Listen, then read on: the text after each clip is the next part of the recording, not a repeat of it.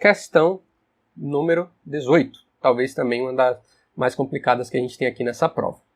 Um conjunto de 4 robôs móveis é proposto para executar uma tarefa cooperativa em formação. Para tal, devem identificar as posições e comportamentos um do outro. Os 4 robôs possuem um emissor e um receptor de ondas sonoras. A estrutura da formação é montada como na figura descrita a seguir. Se a gente tem essa seguinte estrutura, né, ele já dá aqui para a gente algumas dimensões dos robôs, né, distância e tudo mais. E aqui ele continua. Considere o caso em que os robôs F1 e F2, esses dois robôs, estão atuando como fontes sonoras, inicialmente separados por 2,5 metros, como tem aqui. Os robôs A e B estão distantes 10 metros de F1, sendo que A está no eixo X e B no eixo Y, conforme indica a figura, como a gente também viu aqui. B no eixo Y, A no eixo X. Os emissores em F1 e F2 estão em fase e emitem som em uma frequência fixa F de 170 Hz. Num dado instante, o robô F2 começa a se deslocar lentamente ao longo do eixo X, como diz aqui, ó, se movimentando lentamente ao longo do eixo X, afastando-se do robô F1.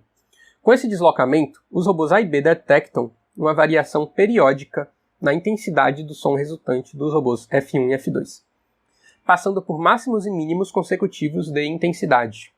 Considerando a posição inicial dos 4 robôs, determine, letra A, a distância LA entre os robôs F1 e F2 para a qual o robô A detecta o primeiro mínimo de intensidade, e letra B, a distância LB entre os robôs F1 e F2 para a qual o robô B detecta o primeiro máximo de intensidade.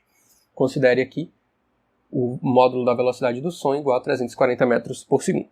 Então, essa questão aqui, ela se encaixa dentro do assunto de física chamado interferência de ondas. Então, basicamente dando um contexto breve, mas eu vou deixar um link aí também na descrição para vocês, caso vocês queiram dar uma aprofundada no assunto. É uma página na web que explica exatamente o que você precisa entender para resolver essa questão.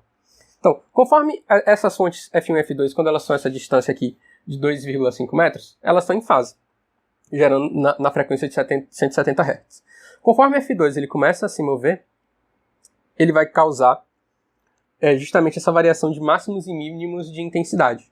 Caso você já tenha estudado sobre o fenômeno de ondas, conforme essa alteração da distância entre as duas fontes, ele pode gerar 2 fenômenos. Ele pode gerar, por exemplo, digamos aqui a fonte, né, F1 e aqui a fonte F2. Conforme ele faz essa variação, desculpa aí o desenho, mas conforme ele faz essa variação, ele pode gerar 2 tipos de interferência. A interferência construtiva e a interferência destrutiva. Quando ele faz a interferência construtiva, significa que as cristas e os vales dessa frequência de onda, eles vão ser somados. Ou seja, se aqui vale, por exemplo, um valor A, para esses 2 robôs, cada um ele vai ter essa frequência com amplitude A. Quando ocorre a interferência construtiva, eles vão fazer uma onda equivalência de amplitude 2A. Mesma coisa aqui embaixo também seria 2A. Quando ocorre a interferência destrutiva, é como se fizesse a seguinte coisa. Vou desenhar aqui desse outro lado. Mente. Mais uma vez, perdoa o desenho. Se tudo der certo, quem sabe a gente não aprimora essa tecnologia. É quando acontece a seguinte coisa. Opa! Gráfico. Opa! Piorou. Como acontecesse a seguinte coisa. Ou seja, as duas frequências, ou seja, essas 2 faixas sonoras na mesma frequência, elas se intercalam de modo que quando ocorre o pico de uma é o vale da outra. E aí elas vão e se cancelam, gerando justamente frequência aqui, essa linha reta. Então essa aqui seria a interferência destrutiva. Então, é com base nisso que a gente vai se apoiar para conseguir resolver essa questão. Eu vou agora só aqui apagar rapidamente. Então, basicamente, é com base nisso que a gente vai resolver essa questão, com base em interferência de ondas sonoras. Então, vamos lá. Na letra A, ele pede a distância LA entre os robôs F1 e F2, para a qual o robô A detecta o primeiro mínimo de intensidade. Como eu falei com vocês, aqui ele está tratando de intensidade. Ou seja, se ele quer um mínimo de intensidade, é quando o som está, obviamente, né, o menos intenso possível. Quando o som está menos intenso possível, é justamente quando a gente tem, aqui vocês podem até ver porque ficou uma sobrinha, quando a gente tem a interferência destrutiva. Porque a intensidade do som é mínima. Lembrando, se a intensidade vocês poderiam, por exemplo, pensar, se é quando a intensidade é mínima, então a gente tem que calcular para a construtiva, porque para a construtiva o vale ele vai ser o dobro do que ele era inicialmente. Mas aqui ele está falando de intensidade. Então, isso aqui, de certa forma, também é um período de alta intensidade, mesmo que seja um vale. O período de menor intensidade, ou de intensidade mínima, é justamente quando ocorre uma interferência destrutiva. Que aí é como se a gente tivesse o cancelamento desse som. Entendeu? Então, é com base nisso que a gente vai partir para essa letra A aqui. No fenômeno de interferência de ondas, a gente sabe que a gente tem para interferências destrutivas a seguinte relação. A distância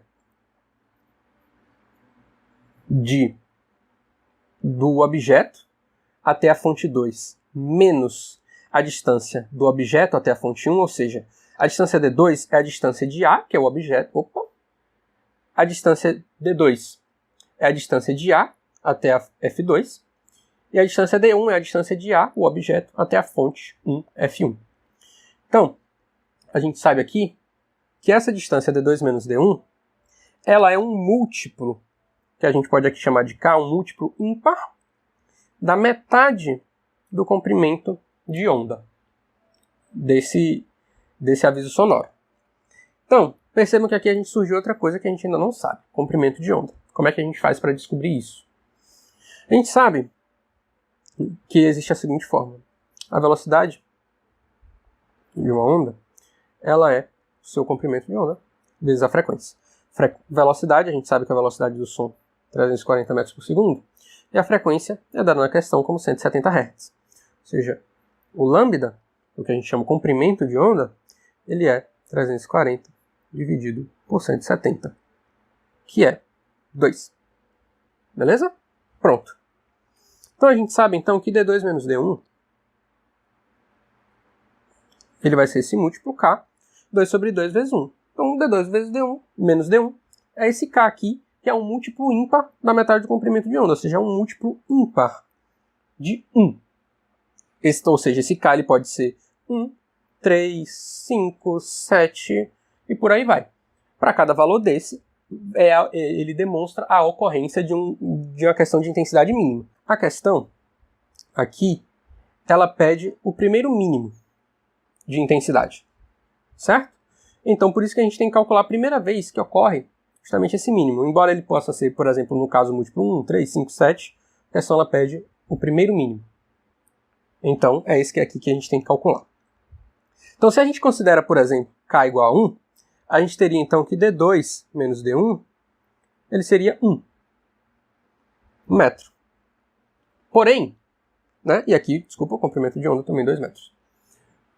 Porém é o seguinte, a gente vê que a situação inicial aqui da questão diz que a distância D2 menos D1 ela é de 2,5 metros. Então, se a distância inicial é 2,5 metros, esse 1 metro aqui, como sendo o primeiro caso, não pode ocorrer, porque ela já inicia,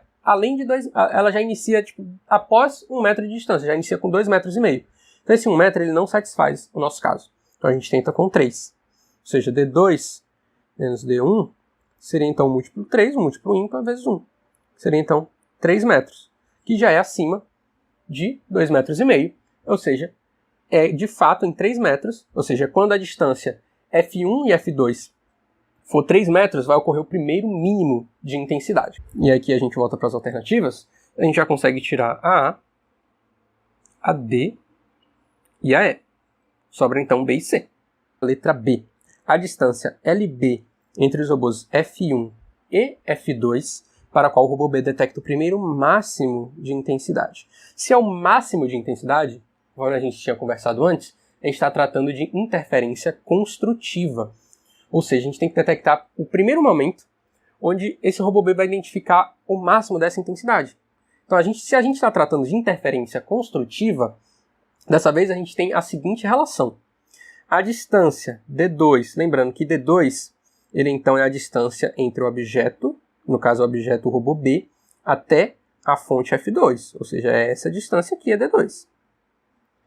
Menos a distância D1, que é a distância do objeto B até F1, que a gente já sabe aqui até que é 10 metros, ele é proporcional a um múltiplo, que a gente vai chamar P par, da metade do comprimento de onda. Então, quando ela era destrutiva, o múltiplo era ímpar. Quando ela é construtiva, o múltiplo é par. Então, a gente faz o seguinte. Como aqui, primeiramente, no caso do robô A, a gente tinha os 3 robôs, ou seja, fonte 1, fonte 2 e o robô A na mesma dimensão, ou seja, unidimensional, eixo X, a gente já considerava direto que D2 menos D1, ou seja, a distância entre A e F2 e a distância de A e F1, era justamente F1, era justamente esse gap aqui, 2,5 metros. Ele já seria, de fato, já estaria pronto, ou seja, seria pronto a distância entre as duas fontes, porque aqui está unidimensional. Por isso que a gente veio aqui direto de D2 menos D1 para 3 metros.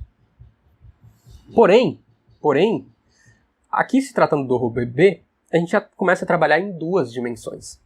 Então, lembrando para não confundir, D2 menos D1, ela não se trata da distância direta entre F2 e F1, mas sim a distância entre B e F2 menos a distância B e F1. Só para lembrar, para ver se todo mundo está aí atento. Certo? Então vamos lá. D2 a gente não sabe, então a gente mantém aqui D2, menos D1 a gente já viu aqui na figura 10 metros. O múltiplo par pode ser 0, 2, 4, 6 e por aí vai. Lambda sobre 2, a gente sabe que lambda é 2 metros, eles têm a mesma frequência, não se altera, lambda é 2 metros, e o múltiplo, então seria múltiplo par vezes 1. Aí aqui, o que a gente pode então testar? Se a gente quer o primeiro caso onde isso acontece, a gente testa com a primeira possibilidade, 0. Nesse caso então, teríamos que D2 seria igual a P vezes 0, aqui A com menos passa para cá com mais 10. D2 seria igual a 10 metros. Nesse caso, a distância de B para F1 seria a mesma distância de B para F2. Se seria a mesma distância, isso estaria indicando que as fontes estariam superpostas. Ou seja, F2 no mesmo espaço que S1 em cima de F1, por exemplo. Que a gente sabe que não ocorre, porque a situação inicial é que elas já estão distantes por 2,5 metros. Ou seja, o 0 ele também não satisfaz a nossa condição. Então a gente passa para o 2, D2. Então ele seria igual a P, no caso a gente substitui, aqui seria o 1, né? Aqui seria o nosso 0. Então D2, ele poderia ser 2 vezes 1 mais 10. Ou seja, 2 vezes 1, 2, mais 10. Então a distância D2 seria igual a 12 metros. Ou seja, lembrando, D2 entre B e F2, isso aqui seria 12 metros. E agora, que entra a parte interessante. Vou pegar essa imagem, vou reduzir um pouquinho e simplificar, só para ficar mais fácil da gente analisar o que acontece. Aqui a gente tem a fonte B, e aqui a gente tem o robô F1. Aqui a gente tem o robô F2. A gente sabe que isso é 10, e a gente sabe que agora isso é 12. A distância D2 é 12. Aqui a gente tem um triângulo.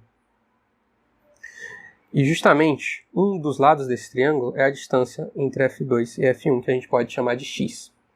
Se a gente tem todos os lados desse triângulo, e a gente sabe que ele é um triângulo retângulo, a gente pode aplicar o teorema de Pitágoras. Ou seja, o quadrado da hipotenusa é igual à soma do quadrado dos catetos.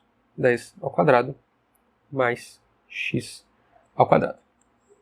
Resolvendo isso, a gente sabe que aqui x ele só pode assumir o valor positivo. A gente então que x ele seria a raiz de 44. A raiz de 44, que a gente tem como aproximadamente, ele é 6,63 metros. Então, aqui aproximando apenas para uma casa decimal, a gente tem 6,6 metros, que é justamente o que a gente tem aqui na alternativa C.